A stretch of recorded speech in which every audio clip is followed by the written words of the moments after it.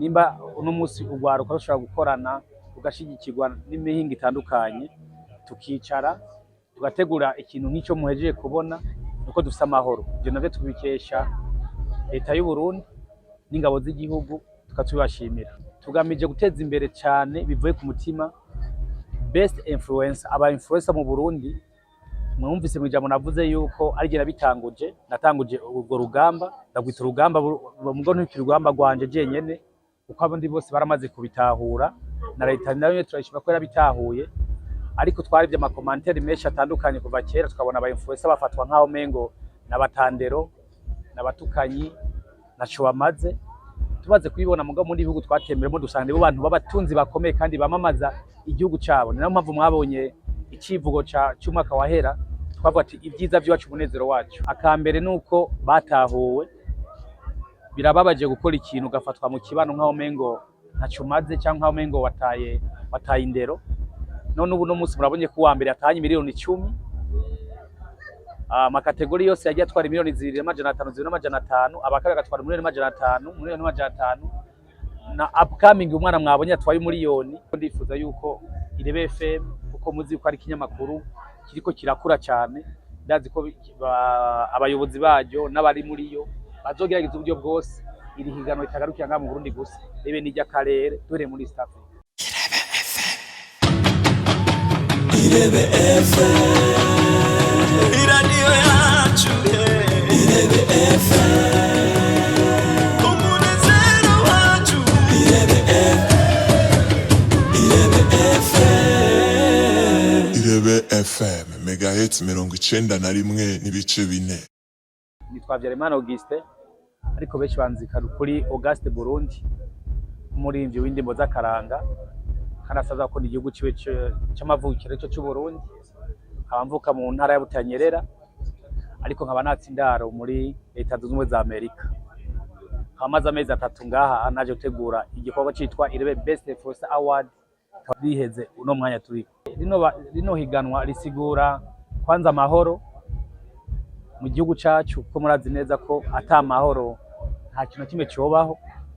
Nimba uno musi urwaruka rushobora gukorana rugashigikirwa n'imihingo itandukanye tukicara tugategura ikintu nk'icyo muhejeje kubona nuko dufite amahoro. Ibyo navyo tubikesha leta y'u Burundi n'ingabo z'igihugu tukatubashimira. Hama ico bigamije, tugamije guteza imbere cyane bivuye ku mutima best influencer, aba influencer mu Burundi. Mwumvise mu ijambo navuze yuko arigera bitanguje, natanguje urwo rugamba, ndagwita urugamba mugo ntukirugamba rwanje jenyene uko abandi bose baramaze kubitahura na leta nayo turashima ko yarabitahuye. Ariko twarivye amakomantere menshi atandukanye kuva kera, tukabona aba influencer bafatwa nkaho mengo n'abatandero n'abatukanyi naco bamaze. Tumaze kubibona mugo muri bihugu twatemberemo dusanga nibo bantu b'abatunzi bakomeye kandi bamamaza igihugu cabo. Niyo mpamvu mwabonye icivugo cy'umwaka wahera twavuga ati ibyiza by'iwacu umunezero wacu. Bo ubwabo ni ibyiza by'iwacu, aba influencer n'ibyiza by'iwacu. Ntibabe ikibazo ku gihugu ahubwo ubona inyishu ku gihugu cyacu. Intumbero no kugira ngo buri murundi wese abimenye, bashigikirwe. Niba mara gushigikirwa ibyo bigahabwa agaciro, igihugu kizotora koyoko, kubera yuko n'abantu bafise ijwi rishika kure.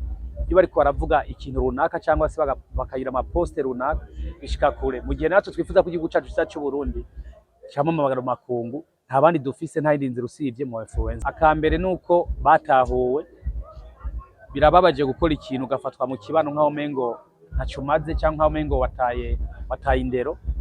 None ubu no munsi murabonye ko wa mbere atanye miliyoni 10, amakategori yose yagiye atwara miliyoni 2,500, 2,500, abakara gatwara miliyoni 500, miliyoni 500 na upcoming umwana mwabonye atwaye miliyoni.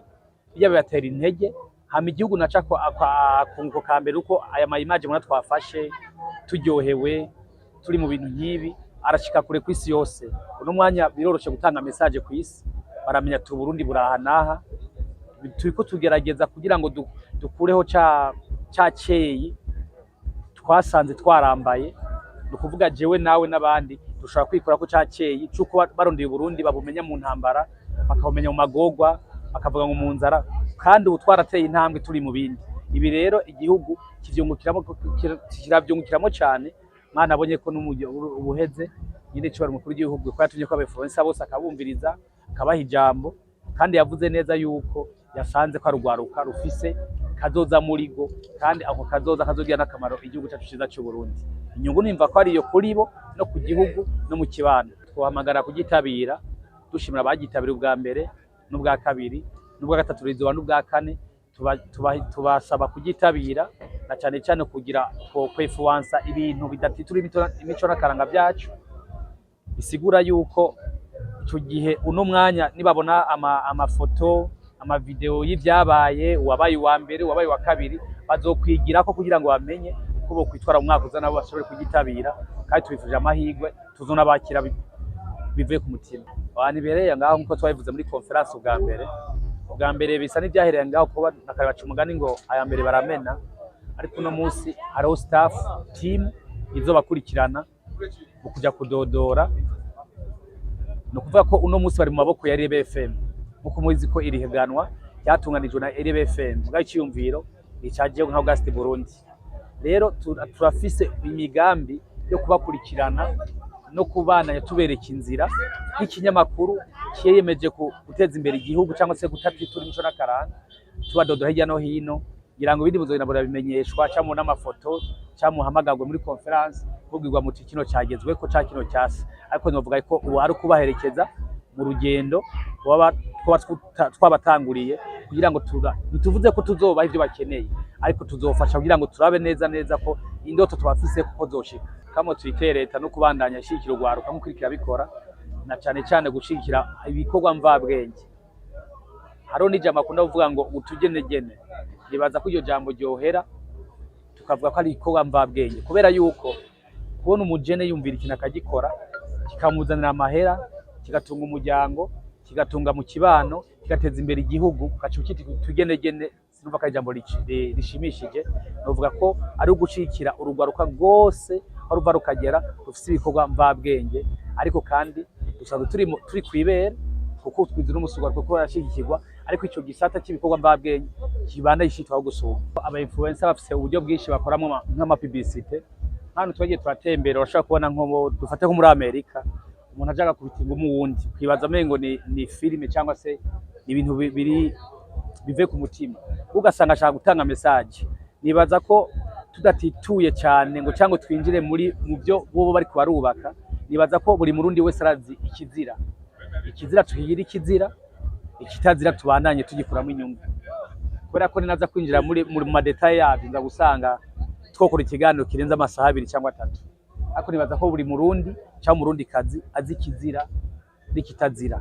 Nibaza ko rero kuba mu français icitegerezo cyangwa umushimo mu bandi teza kwerekana inzira nziza ishikana abandi kwiterambere n'igihugu muri rusange. Navuze ko ari ibikorwa mvabwenge, ibikorwa ukora uhereye kuri zero, ugafata ufite telefone yawe ugafata video ikazana abantu amarayika amavyuzi, ugasanga barose n'ivyo 50 ivyo 100, ugasanga bya 100 biguze umuswi w'inkoko, ugasanga baguze urwo rukwavu cyo, ugasanga bagize iki. Umva ko watanguye ni ukuvuga gusa wakoresheje. Rero imbona kazo zirashoboka cyane kuko umutahe ubwawo abari wowe, umutahe ubwawo nivyo wavuze. Nibaza ko rero byoroshe cyane mu muntu abikoze abishimo discipline yico ashaka gushikako. Nova ko indoto zanje za mbere noshimira Imana ko nazigeze ko kwari uko batahurwa bakabamenya yuko bariho kandi bakora ibintu byiza. Iyindi doto office nuko tukiri mu ntango, murazi ko kiri gice kigira kabiri. Novuga yuko tugiye tubona aho twokosora ico twokongerako. Nibaza ko indoto ziracabandanya kugeza umunsi nzovuga nti ya ndoto yanje yakunze ko ndayifuza. Ico noshikiriza nuko noshimira imenyesha makuru abadushigikiye muri iki gikorwa, cyane cyane Paege. Nabonye ko Paege yaduparenye muri byose, haba kuyiserukira haba no mu buryo, n'abandi bose bagiye badushigikira. Nkamagarira abandi bose mu mwaka wa 2026 kuyihurumbira baza kudushikira ari benshi, kugira ngo niba n'umunsi twataza miliyoni 10 hazogire ko tutage miliyoni 100 cyangwa tutage miliyoni 200, kugira ngo wa muntu tuzihaye aca atanga akazi mu rundi gwaruka nka 50 cyangwa 100. Mu ndoto dufise ivyo navuze ntishobora kugarukira ngaha kuko ntabigeze kandi bazobigerako, ariko ndifuza yuko irebe FM kuko muzi ko ari kinyamakuru kiriko kirakura cyane, ndazi ko abayobozi baryo n'abari muri yo bazogerageza uburyo bwose iri higanwa ritagarukira ngaha mu Burundi gusa ribe n'iry'akarere duhereye muri East Africa. Irebe FM, iradiyo yacu, Irebe FM, umunezero wacu, Irebe